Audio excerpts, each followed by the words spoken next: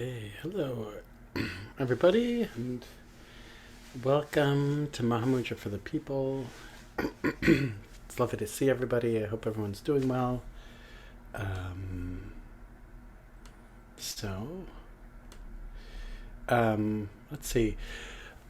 Last week we finished Tilopa's, what was it, the Mahamudra Doha Kosha, that's also found in this text that we've been going through, which was compiled by 16th Karmapa in, what is this, in the 1970s in Bhutan is where it was printed. And then the next text in this collection is by... So this Mahasiddha who goes by two names, so actually three names. So sometimes known as Nakpopa, and then other times Krishnapa, and other times Krishnacharya. So we're going to move on to this one, which is also a lovely text. But we will begin by sitting for a little bit, approximately 13 minutes or so. So allow your body to just be as relaxed and effortless as possible, letting yourself have this sense of being stable like a mountain, resting with that kind of ease, right? This kind of immobility, this solid presence. Allow your gaze to be like an ocean, focusing on the vastness of space itself. Let your mind be natural and relaxed. Let your breath be easy. Nothing to control. We're not hatha yogis here, or hatha yoginis. Allow yourself to let go of the past. Right, all that stuff is finished. Allow yourself to let go of the future. Whatever hasn't happened yet hasn't happened, so why get involved? And allow yourself to let go of even this moment. Letting go of the need to control anything. Letting go of the need to figure anything out. Find the meaning in things. Just rest naturally, effortlessly, in your original face.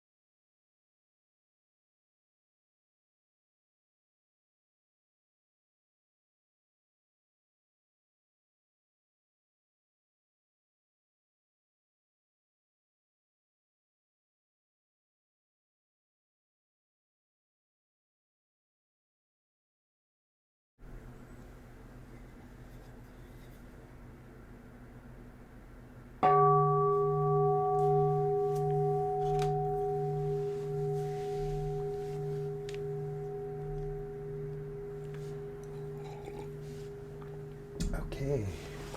So, before we begin, I do want to let people know, for those who are unaware, today is the day that the Kindle version of Volume 1 of the Marpa Kaju portion of the Damnonzo is available online. So, for those of you who want to read, the translated first half of the Marpa Kaju volume, as part of Snowline's translation of it's the Damnonzo, right? Yeah, the Damnonzo. Take a look. There's some interesting Mahamudra texts in the beginning, including like Saraha's People Doha and stuff like that. What does that mean? It means Dhamasa. I don't know what that oh, is. the Damnonzo. Dhamasa. Yeah, so Jamgon Control Lojutai compiled five collections of various kinds of things. One of them is the Rinchen Terzo, right? So like all of the terma, cycles, all the practices, etc. Sangye Nepa Rinpoche is going to begin giving that at Rumtek actually in June, I believe. It takes 5 months. So it's going to take him 5 months, every day, basically all day, giving empowerments and reading transmissions. So it's basically the whole Nyingma canon, except I don't think that, everything up until Kongtrul Rinpoche, Jamgon Kongtrul Lojutai. So the Dujam Tersar doesn't really fit into that, and more recent things. Then there's the Damnonzo, which is this collection of all of these different volumes of a lot of the corpus material for a lot of these traditions. So there's a Marpa Kaju, which is, coming from Marpa. Then there's the Shangpa Kaju volume, there's a Shije volume, there's a Che volume, there is a Sakya volume. The first half has been translated, the second half comes out this summer. What else is there? There's this one called Mahasiddha Practice, which is kind of like relatively, probably for all practical purposes, not much practice stuff that comes from Mitra Yogin and other siddhas of the old school. Let's see. So it's this just massive, great collection of texts that previous Kala Rinpoche had asked his students, many of which who are now elderly, to translate these texts. Another one is called Myriad, translated as Myriad. No, I'm getting it wrong now. That's a different text. That's a different collection. But anyway, so if one wants to engage in looking at some really good Marpa Kaju texts, including Mahamudra, first volume just the Kindle version comes out today. The print volume is available on Thursday, and then the second volume, I can't remember when it comes out, either later this year or the beginning of 2024. So it's helpful, but not necessary. So I just wanted to put that out there for the nerds in the audience. Like I already have mine. And both versions actually, print and Kindle. In any event, I just wanted to let folks know about that.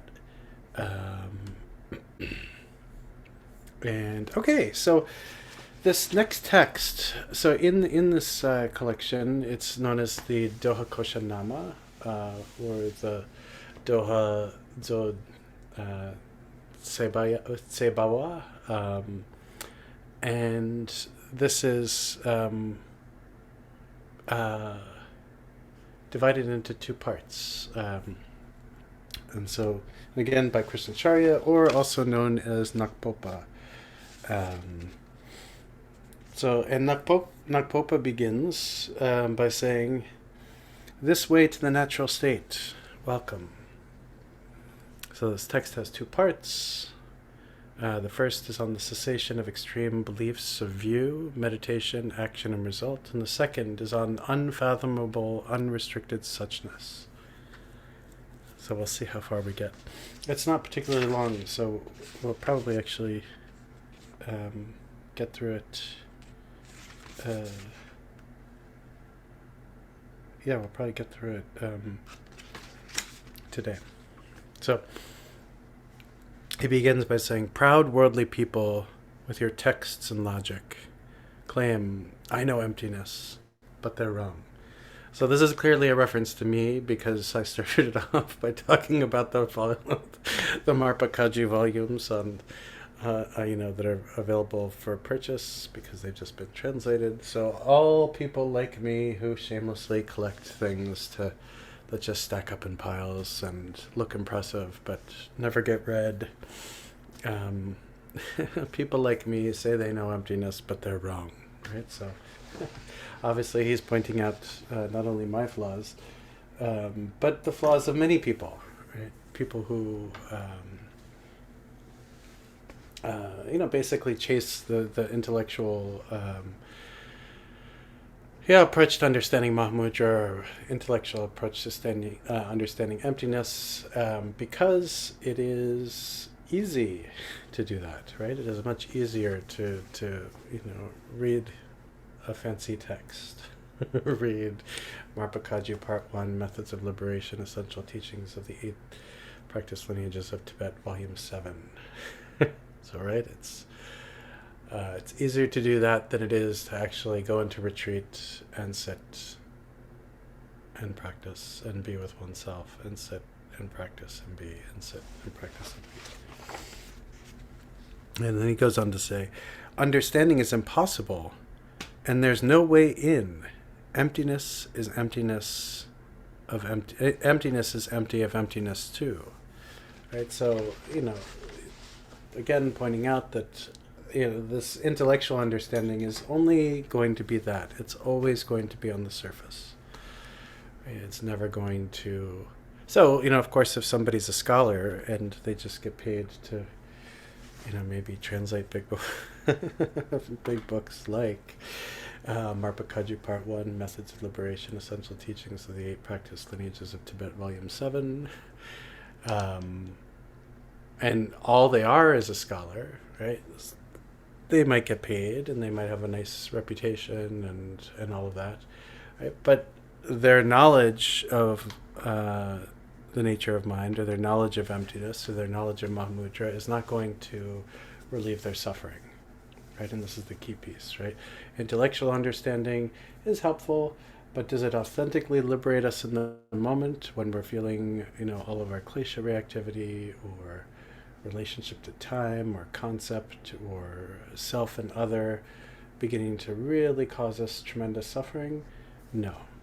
The thought experiments that can arise from an intellectual understanding of these things can, of course, be helpful and interesting, but it's not going to scratch the itch that we all want to scratch, right? Which is the alleviation of our own suffering in this moment.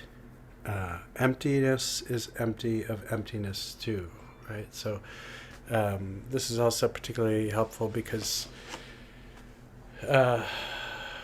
at some point the word emptiness is completely meaningless, right? It's not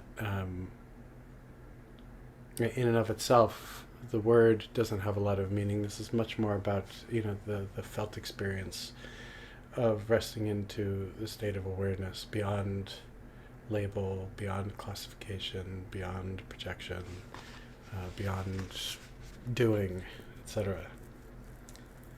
No birth can exist because of birthlessness.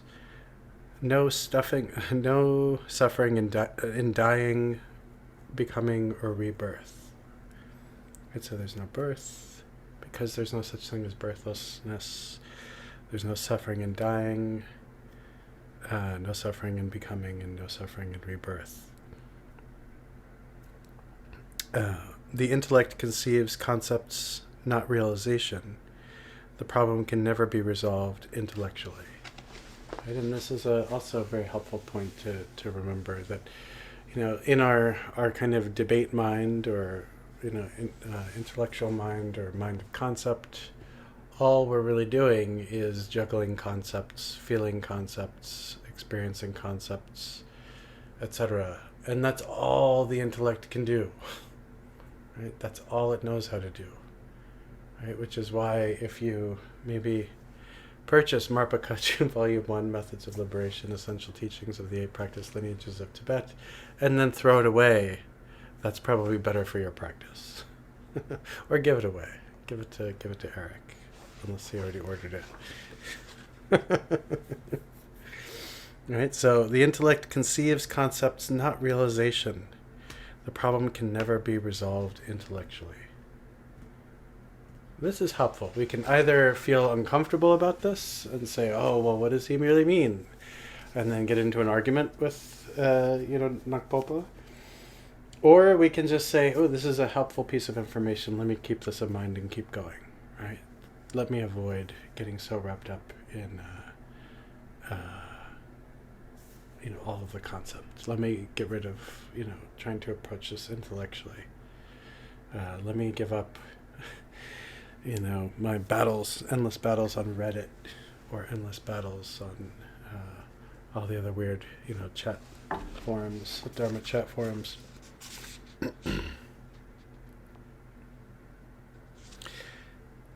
And then, so that was the first part on the cessation of extreme views, meditation, action, and result. Now, on the cessation of extreme meditation, conceptual thought is delusive thought. Neither the thinker nor the thought is truly existent. Contingent truth, ephemeral truth, paves the path of delusion.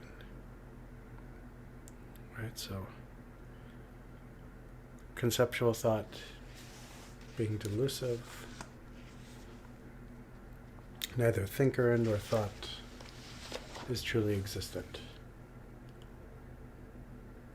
Which again, this is asking us to come out of,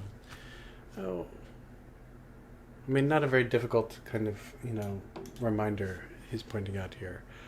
But when there is seer and seen, thinker and thought, concept, etc., right, all we're doing is mathematics. Right? And this practice is really, a new kind of math, where we're letting go of both numbers and equation. Right? We're letting go of that which is being experienced and experiencer. We're letting go of conceptual designation, we're letting go of labeling, we're letting go of ideation, modulation, positing, analyzing, letting go entirely into just direct experience, spacious ease, etc.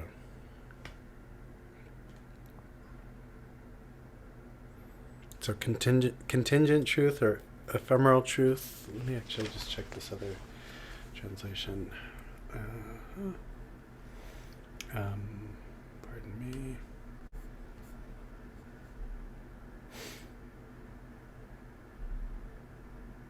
Yeah, so this other translation, impermanence is unreal and therefore has no truth.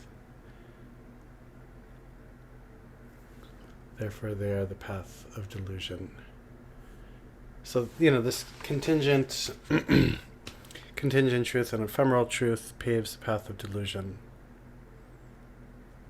And so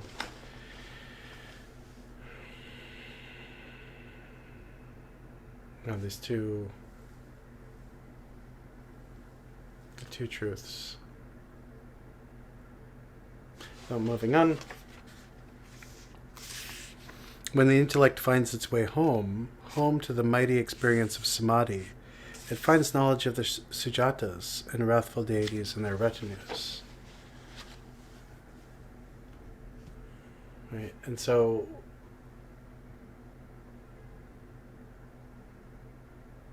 the intellect cannot really handle, contain, or experience the, what is like described as in this particular translation as, so the mighty experience of samadhi, right? When the intellect comes back to samadhi, right, it finds the knowledge of the sujatas, right? It can't find it in books, it can't find it in debate and logic and reason, right? So it's only through coming back to this samadhi, right? And then samadhi, I would even argue, is a little bit of a weird word because it still, it's a descriptor, right? But the natural state is not necessarily just, this experience we find just in seated meditation, right? So the intellectual mind, when it meets with direct experience of Rigpa, direct experience of awareness, right? At this point, then it cannot hold all of, it's because it's unable to hold all of the conceptuality, all of these ideas, etc. It finds the knowledge of the sujatas and the wrathful deities in their retinues, right? And so this is kind of like, ultimately, what's being pointed out here is just practice. Like, stop trying to figure this out. Stop trying to fiddle. Stop trying to, argue. Stop trying to debate. Stop trying to outdo one another. Rest into, meditation. When we rest into meditation, right, at some point, we will experience this mind essence of the sujatas. When we experience this, then we experience clarity, luminosity. We're able to engage, all of the kind of more quote unquote ephemeral aspects of the tradition, such as wrathful deities, peaceful deities, Buddhas, Bodhisattvas, etc., mandalas. All of this is able to be experienced. But the one way it can't be experienced is intellectually, conceptually. It's just not, they're not the same thing, right? This is essentially an argument for a pragmatic approach to Mahamudra where we just practice, we just sit, right?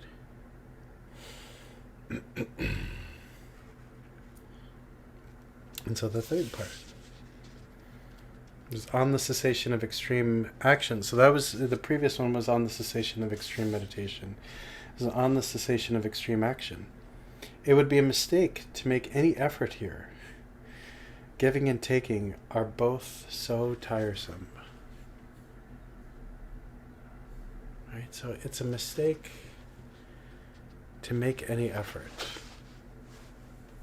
So again, this is where, the intellect with its, thought experiments, sitting down, if A, then B, blah, blah, blah, right? No effort. Sit and practice with no effort. Just rest.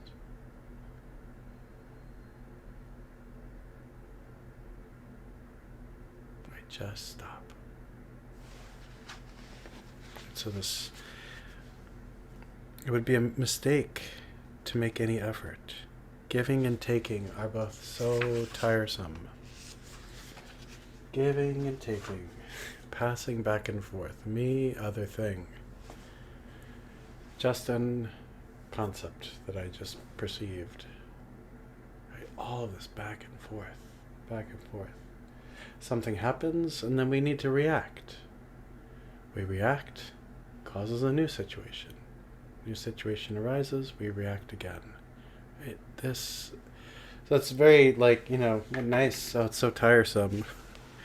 It's a little bit more than so tiresome. When you say all of our highs and lows and ups and downs and being pulled this way and that way, the constant to and fro, that is exhausting.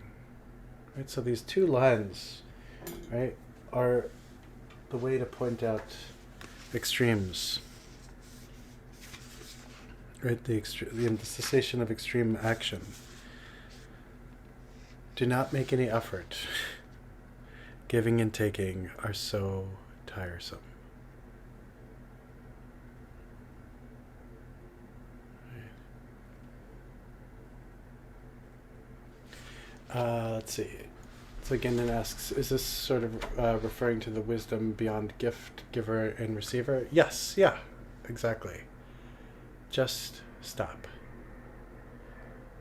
Just stop. I used to know this person who is no longer alive. He's a great Vipassana practitioner. He lived in Bodh Gaya, and he used to spend all summer up in Bihar, like right on the border of Nepal, and he had some little cottage, and he would spend the whole time just sitting outside. And he was quite a bit older than me, and for a number of years, like in the late '90s, I spent every kind of fall and winter in Bodh Gaya. So, for a number of years, I got to know him pretty well. And he would share these great experiences of him sitting, in meditation outside in very remote parts of northern Bihar, and actually having tigers come and walking in front of him, and him just sitting there and staying in meditation and just letting them come and go as they did. Not a lot of tigers, but all this needs to do is happen once. For most people, you practice with it, but for him it did happen a number of times. But one evening, I was leaving the Burmese vihar where I was staying, and I saw him coming, so I held the gate open for him, and he looked me right in the eyes and said, "That is never necessary. Like, never stop and hold the door for somebody at the gate. Just let it go." This whole thing, I was trying to be polite, but polite is artifice, right? Polite is an affectation. Polite is a learned behavior, right? So what he was pointing out to me was just basically be natural, man. Like, chill out. Don't care about me. I don't care about you, and I don't care about you because I don't care. Like, I don't have compassion for you. It's because I'm not thinking about anything right now. And so this is the kind of thing that's being pointed out, right? It would be a mistake to make any effort here, the effort to hold the door for somebody or the gate, right? We don't need to do anything, right? Just sitting in our practice, right? Not doing, not controlling, not falling right back into shamatha, right? Because with Mahamudra, we're not doing that, right? We're not just practicing shamatha. We're resting into this open awareness. Shamatha has this kind of, slight control. Right? So we're resting past that. Right? Giving and taking is so tiresome, this kind of movement. Me saying, "Oh boy, here comes somebody, an elder, let me hold the gate open," right? That's exhausting after a while. What if 40 people showed up, like a bus of meditators? I'd have to hold the gate for all of them. Right? Just everybody can do it on their own. Everyone can open their own gate. Right? All of these ideas of the way it should be. Oh, I should do this. Giving and taking are both so tiresome. Ideation is tiresome. Conceptual,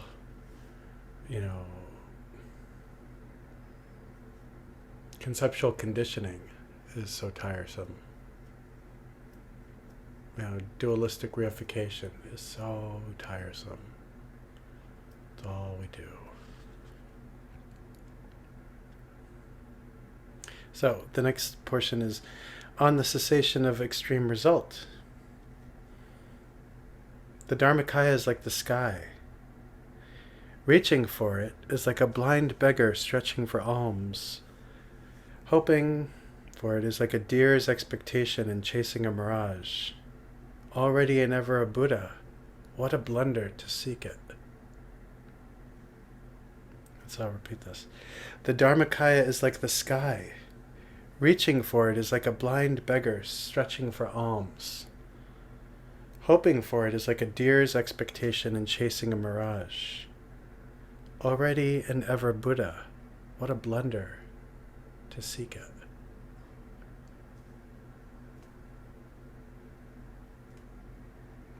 don't look. Don't look over there. Don't look over here. Don't look over here. Don't look over here. Don't look straight that way. Don't look straight down this way.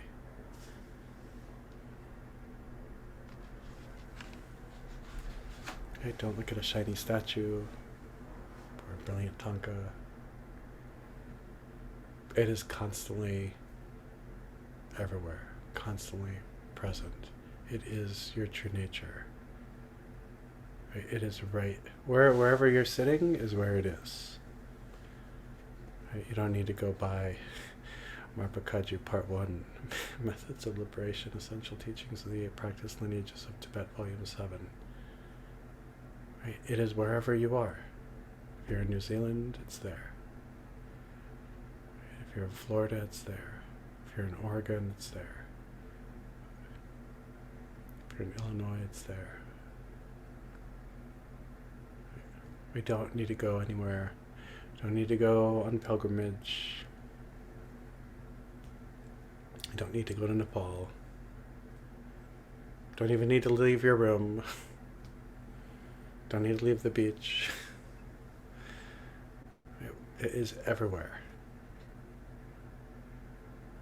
It's not better somewhere else. Oh, it's so much better. You know. It's not more clear anywhere else. All those are ideas.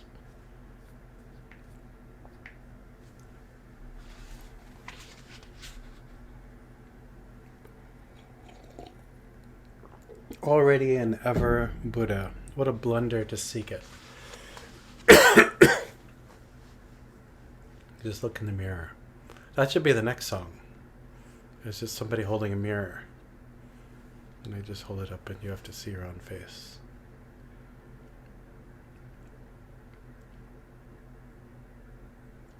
And what's kind of a little sad about that is that a lot of people would say, well, this is boring. It can't possibly be like that. You know, and if it needs to be in my image, then my image needs to change and be a little bit better than it appears. And that's a problem.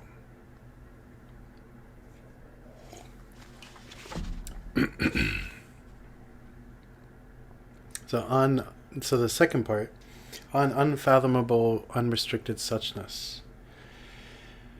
Fantasy beings enter the middle way, where dream forests crown sky mountains, dream elephants march to a mirage oasis, and sons of barren women rule the Gandharva cloud kingdom.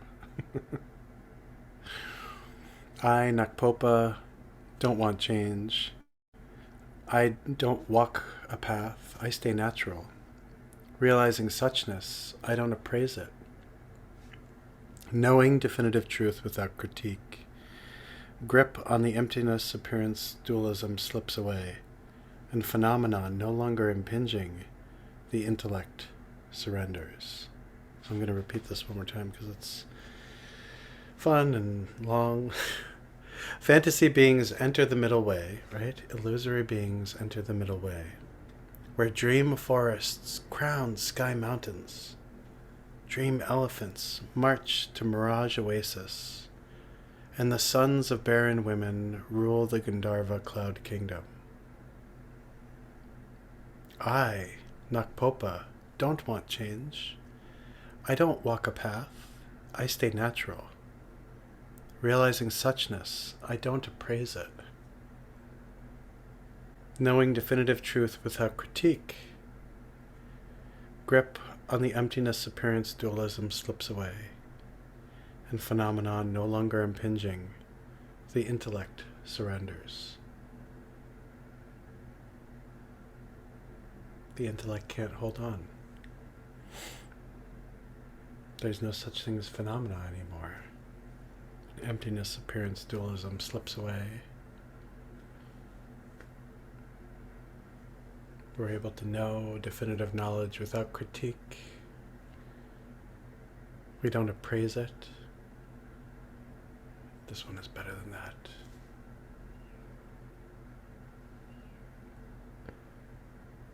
Nakpopa stays natural.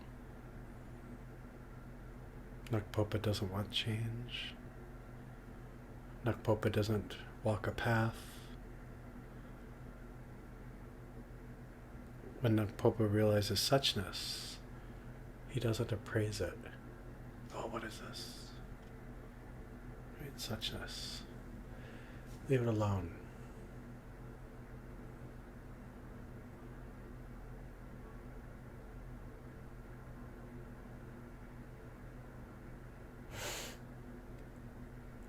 There's a little bit of a letdown for the like romantics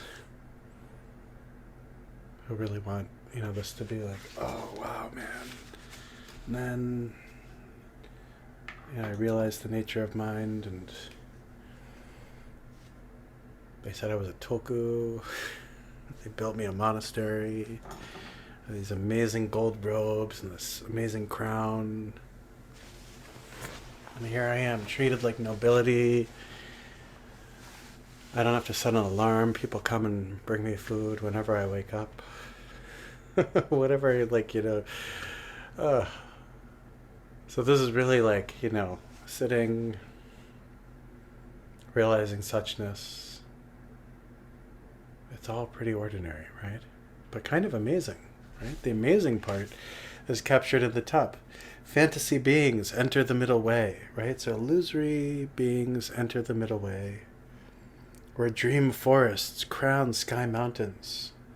Dream elephants march to mirage oasis, and the sons of barren women rule the Gandharva cloud kingdom. Right? It's all impossible. It's all impossible.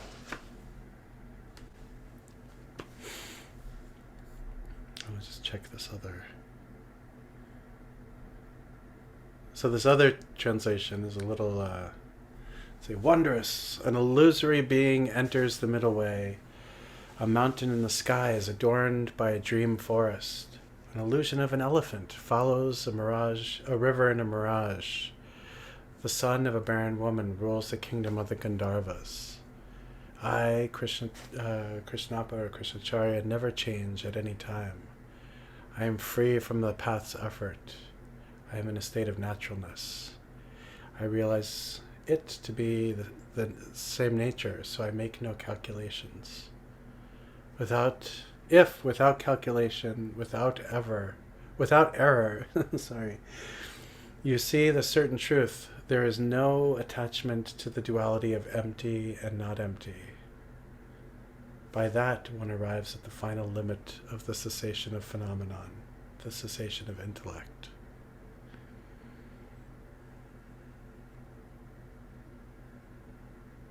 So these songs are getting a little bit more simple, right? A little bit more, there's a lot less to hang on to. Just let go. Stop being smart.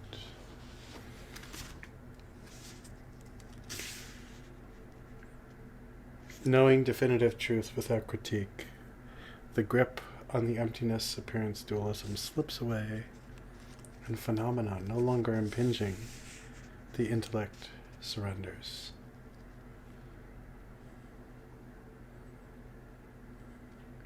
This completes the Dohakosha of Nakpopa, translated into Tibetan by Berotsana.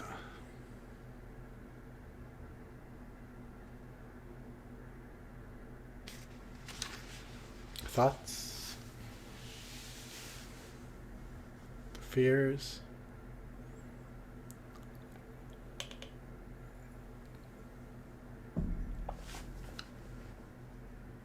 Practice?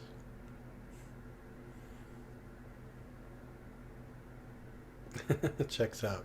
Thank you, Casey. Casey is our Mahamudra bean counter. With his Burroughs adding machine.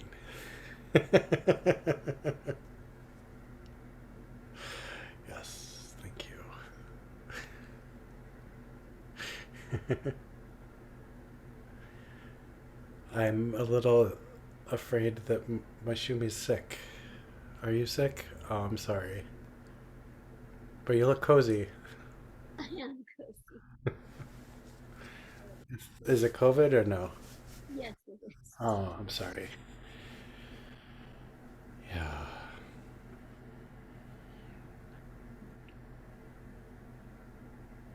Oh, should we sit? Maybe? Yeah? Okay, good. Let's see. All right. So again, allow yourself to rest freely, naturally. I'm going to pick a line or something from here.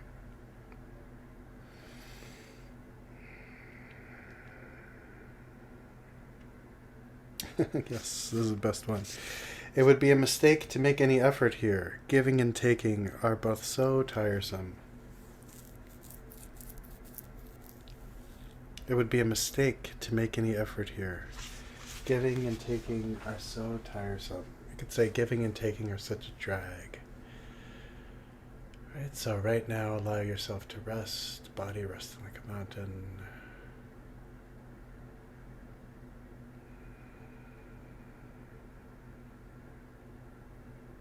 Gaze, focusing on the spacious awareness, right, this vastness, lack of reference point. Breath natural, letting go of the 3 times. No control. No giving and taking. Just resting.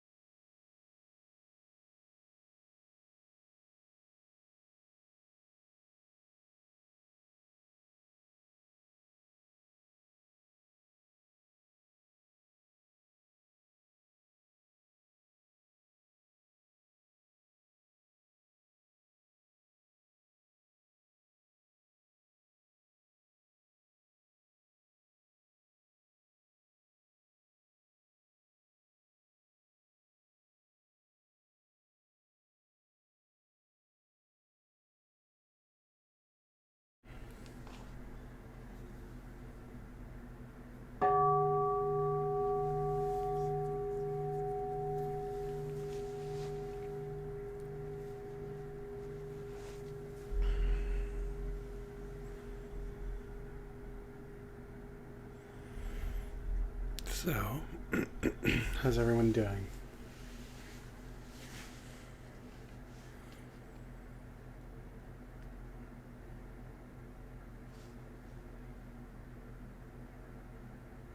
Any thoughts, reflections? Yes, Casey. Hello.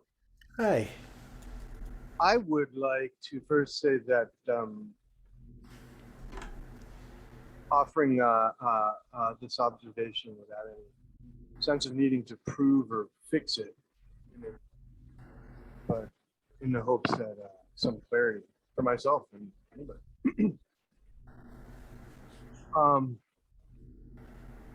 It seems that the inseparability of awareness makes everything very, very easy.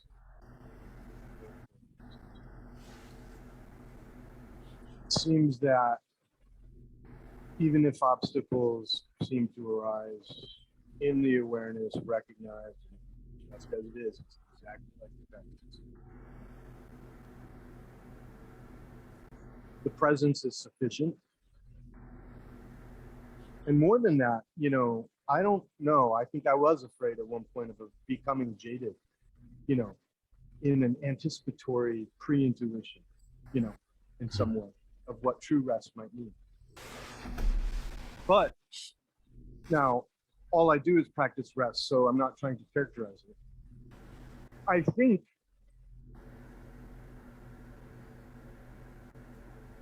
that in that openness and in that ease, there's still something quite romantic, because the freshness that contains all possibility in just imminence of presence is wow.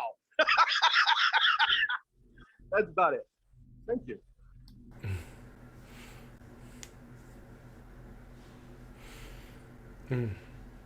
Thank you.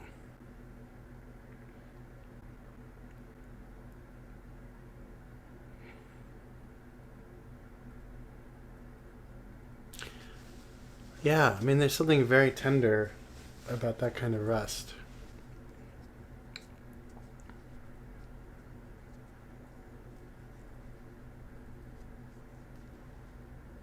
The other thing about it is, like, it allows us, I think, a greater ability to really kind of understand what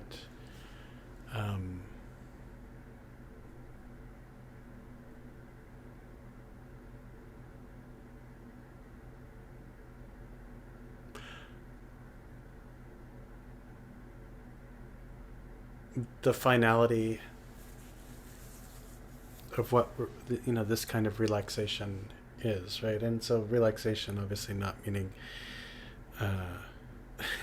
necessarily feet up on the coffee table, arms back, like maybe a pina colada by your side or something.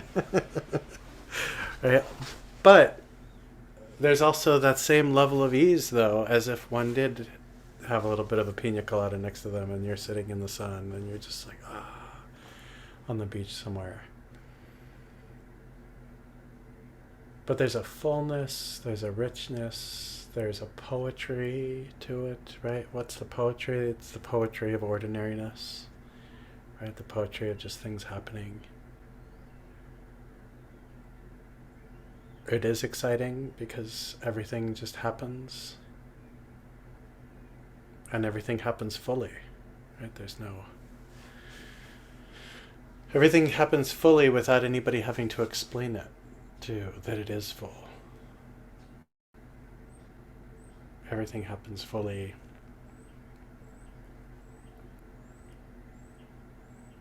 in a non-self-conscious way.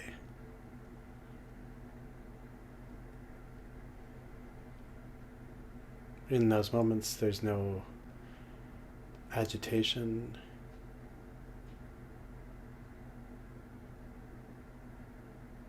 It's hard to tell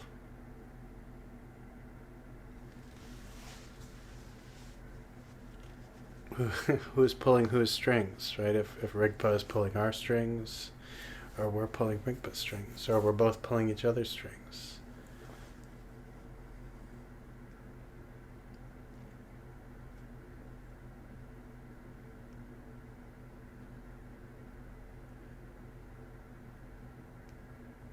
I really like this song, and I really, I really, really, really, really like this line. It would be a mistake to make any effort here.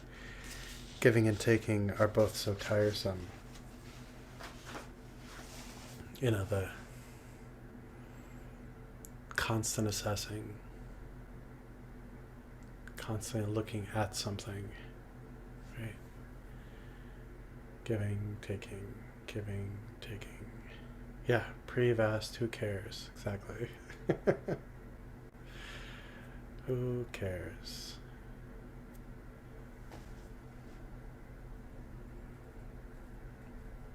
So these songs are getting shorter and shorter. The next song isn't even going to be a song.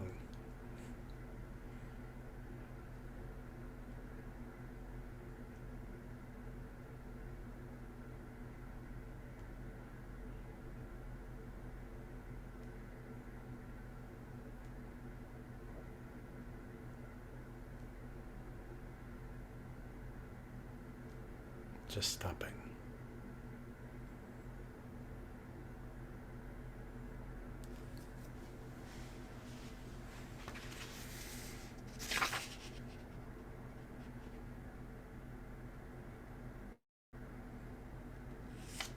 Knowing definitive truth without critique, grip on the emptiness appearance dualism slips away.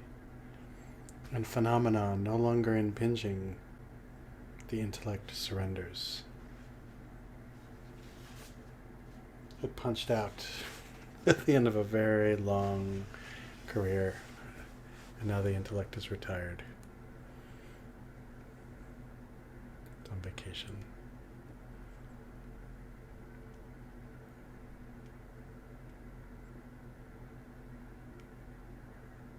So,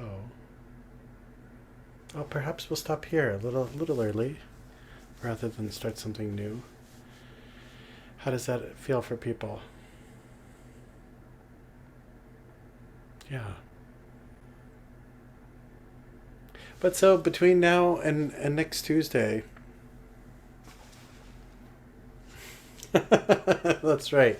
Not even emeritus intellect or serving on a board intellects. Yes, between now and next week, really just try and feel into this, right? Try and feel into this just ease, right? Imagine if it's hard, if it's been challenging for you up to this point, just try and feel into what it's like to not have to do anything with your practice. Like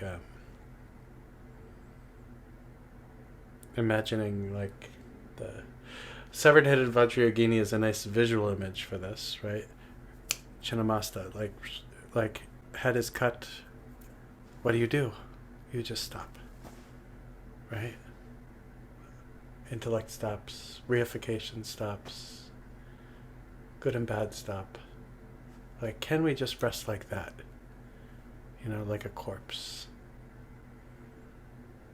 like a simpleton, like a rock,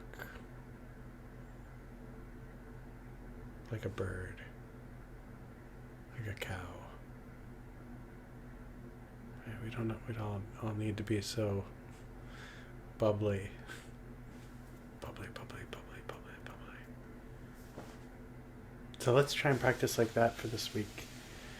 And then we'll meet back and engage in the next song.